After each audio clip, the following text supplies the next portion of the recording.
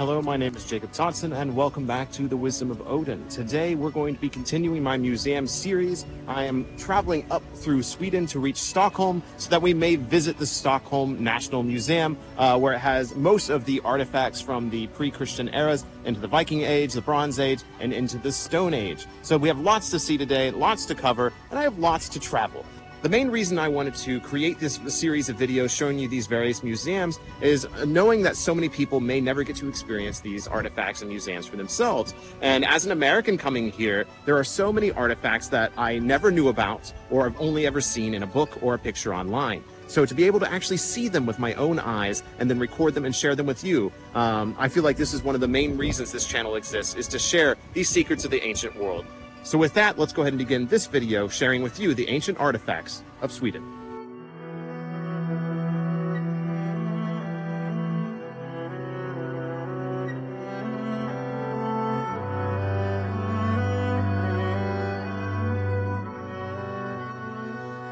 So I think I'm in a lot of luck here because the introduction here is 3 of the rarest and most beautiful rune stones there was. So what else is going to be in here? I don't know. It's exciting. And I don't care that I'm talking in a very public place. Let's see what we find.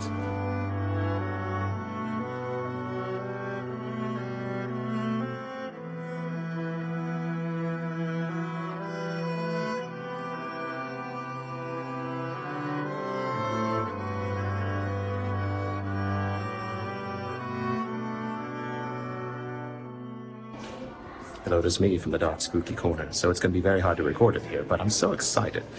So behind me here in this little room full of people is the 3rd depiction of Valhalla, and I've been here for 5 minutes. So that's really interesting because Valhalla is not mentioned a lot inside of the Poetic and Prose Edda, and yet there are 3 already beautiful stone carvings. I don't know if they count as rune stones because there's not really any runes on them. But 3 rock monuments to Valhalla, what is depicted as Valhalla. A commonality, and this is not something I've talked about on the channel yet, is these depictions of Valhalla.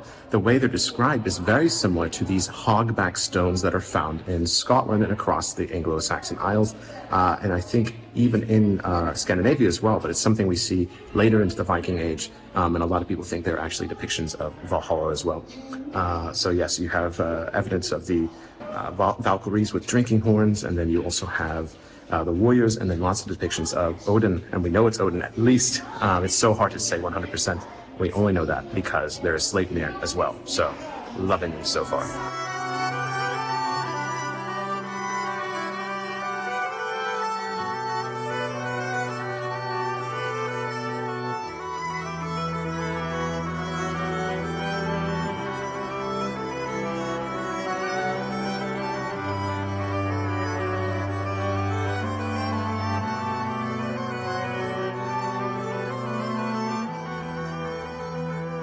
I'm probably the most excited person in this entire room because I've been researching Norse mythology and Viking Age history and Vindel era history, Bronze, Iron Age, all that stuff for years now. And to actually be here where a lot of these artifacts are and see them and recognize them, like, holy shit, I've been doing this research for so long.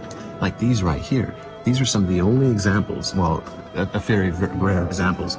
They're from this helmet here, helmet plates. And they depict what we expect are the Berserker warriors. And so we have the cult of the spear dancer here, and then a lesser known cult, the cult of the boar, and then I believe the cult of the bear, and then back to the cult of the wolf here. And so these are so talked about and so special. And I feel like I'm one of the few people in this room that's just like, these are so cool. To actually see these in person is truly incredible. I'm in awe right now, and I hope you're kind of, it's just really cool. This room itself is kind of interesting because most of the artifacts in here are very, very, very tiny, and so it's hard to tell their significance. But seriously, these right here, these plates, are probably the most significant thing in this room to me because they are so incredibly rare. And they've really, a lot of research and a lot of theories have been based on these plates. So really cool stuff. And again, things like the cult of the boar, this could be tied to Freyr as well. And so the imagination could go for quite some time. But even lesser known things such as these gold bracteates as well. Bracteates are a very important thing when it comes to the research of Norse mythology and Neo-Paganism and stuff, because just recently there was a bracteate that pushed back the oldest known date of Odin's name ever being mentioned. And so sometimes these bracteates can be world-shattering and push things back, such as the oldest state of Odin's name. So yeah, really cool. I'm having a great time. And yeah.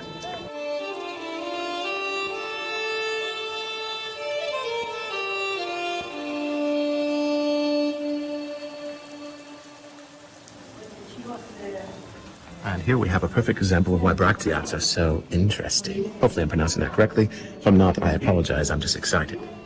This one, right here. I'll put up some B-roll. This is the one. Oh my gosh, I can't believe I'm seeing it in person. It's one of the few depictions of Tyr that we actually have in existence. Obviously, it's not confirmed, but we're pretty damn sure it's Tyr, because it's a man getting his hand bit by a wolf. And so, yes, it could just be a depiction of a man getting his hand bit by a wolf. Or it could actually be, as in Norse mythology, Tyr getting his hand bit by Fenrir. I cannot tell you how freaking cool it is to see this in person. To see the literal Brachtiat, the one, I feel like 50% of all Tyr artifacts, like there's only a few, and this is one of them.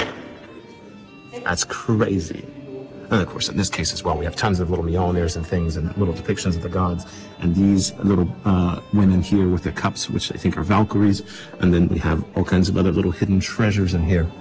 More gold plates up there. And yeah, just so many little hidden things. So my last trip here to Sweden, a good friend of mine, Rinnit from Val here, he makes these bad boys. I had lost my Mjolnir, and he replaced them with this bronze that he casted.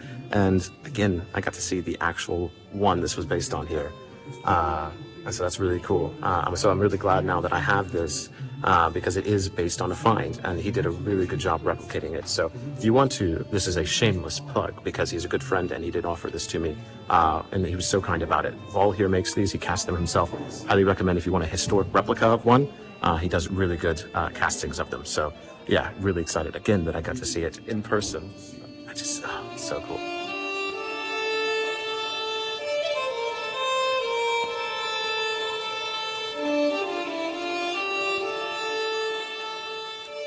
So real quickly, important note, we have actually not even left the Bronze Age yet.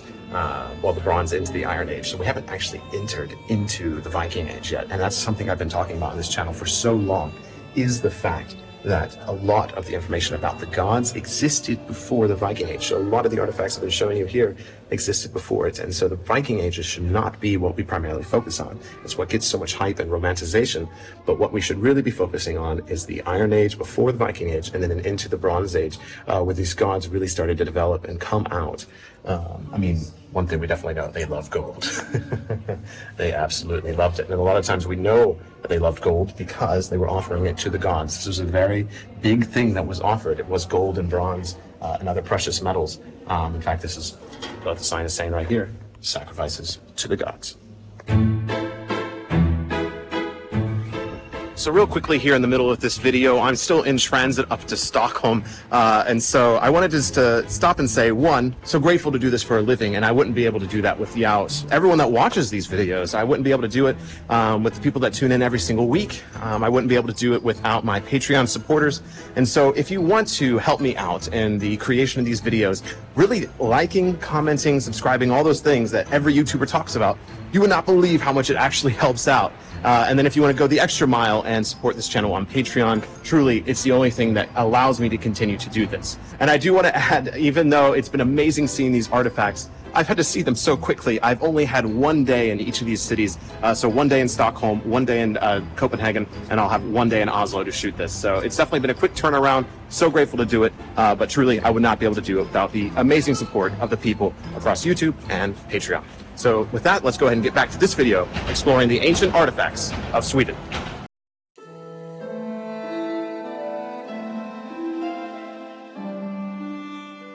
And now we've entered the Viking room itself. And the first thing, ironically, that I found is not the Viking thing here. It's also something I've heard endless stories about. It's the Buddha. So the Buddha here was brought here at some point. It was made in the late 5th century, early 6th century. And somehow it ended up in Scandinavia.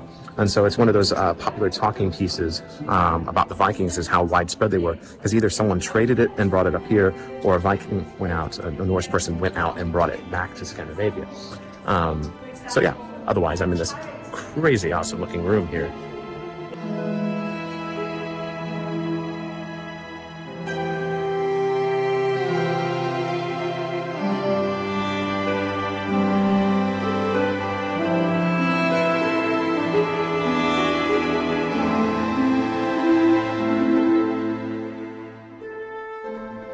Holy crap, I finally found a quiet corner. Okay, so this room is just way too jam-packed with stuff. We got just normal everyday. I saw some bone flutes. There's a thing where you like blow and smell like smoked fish. And then definitely the Buddha was really cool in here. There is just a bunch of just random artifacts as well, as far as just like various ones for the Viking Age. Definitely talking more about conversion, and that's the big thing. Viking Age, yes, it's like the most known part about Scandinavian history. However, this is also when the conversion started to take place, and so you start seeing that transition from Norse-specific artwork and art objects into more Christianized objects as well. And obviously there's this own unique identity.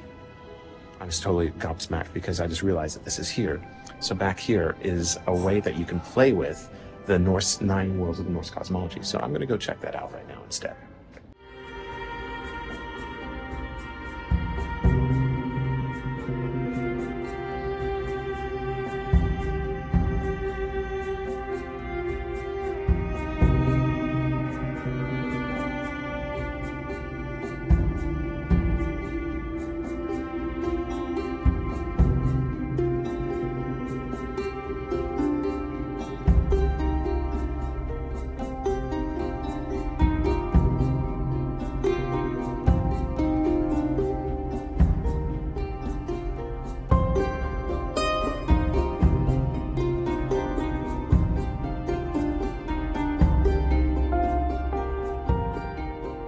And here we have yet another really rare object that I can't believe I'm seeing in person with my own eyeballs.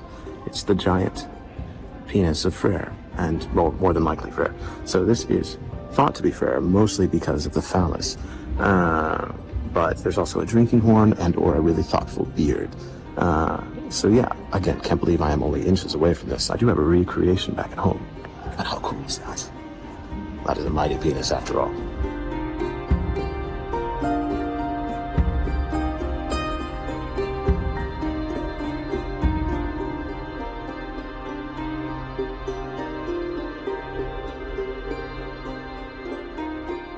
Once again, I almost find myself kind of lost for words here. So there are several examples, but this is the most well lit of a distaff, a seidr staff, or just a staff. And so this is obviously found in a grave.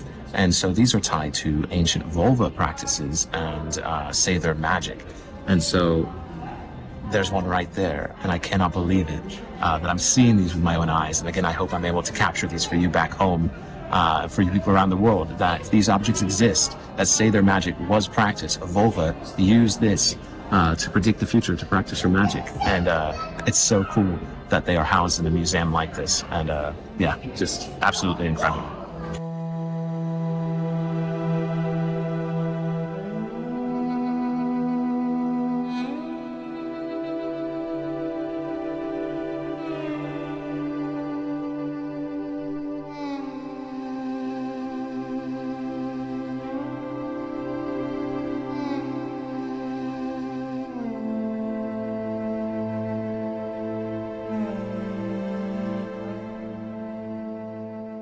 I've honestly been completely overwhelmed by this room. One of the craziest objects, I can't remember the name, and I don't think it actually shows the name as well, is this runestone, or this like rock stone carving over here. I'll put the name right here when I look it up at a later date. But it's really cool because I actually was listening to the tour, and I haven't heard this theory, even though I've seen this stone before. And in the depiction, it shows another procession of Valhalla and the dead. And with that, there is a depiction of two ravens, two raven-like birds, and then there's also a depiction of like a falcon or a hawk. And so the theory that was presented by the person giving the tour is that, you know, we know that Odin gets the first pick of the dead, and then Freya gets, you know, a selection as well. And so it's interesting that it could possibly be depicted in the stone.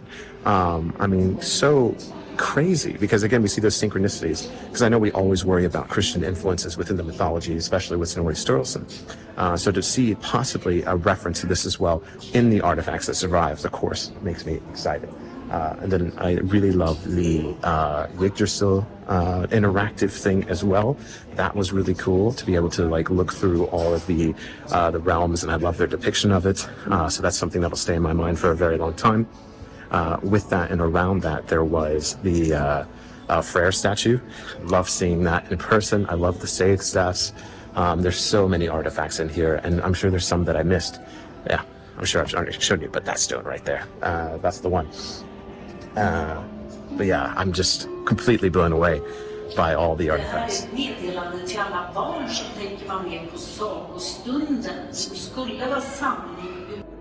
This is a good place to kind of quietly talk about all the folk objects in here that may not necessarily be religious, but all the objects for like dresses and just outfits and things like that. There's so many of them here and various designs, and so you can really just see how much people prized, decorating themselves and adorning themselves with precious metals and different things like that. And it's just really cool to see. I mean, there's so many examples of this going, all the way back to the other sides of the room. Of course, we have this giant iron-looking one, but then there was all the ones with the beads, the little Mjolnirs on them as well. And so just really, really cool to see. And I know a lot of people do the reenactment stuff. And so even if you're not into like the religious side of the Vikings, you can still get really into the folk dress and the reenactment side of things. And there's just so many beautiful examples here. And of course, tons of swords, ship stuff, just so much in here.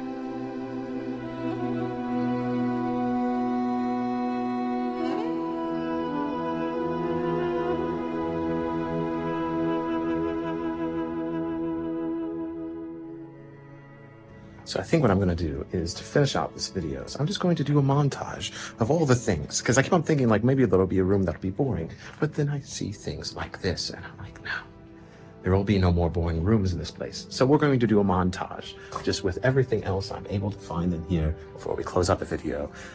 Lesson learned, just come here, take an entire day.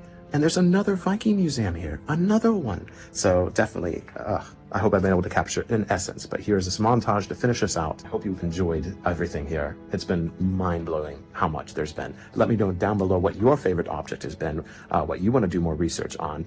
And yeah, just let me know down below your favorite thing in here, and we'll close this out.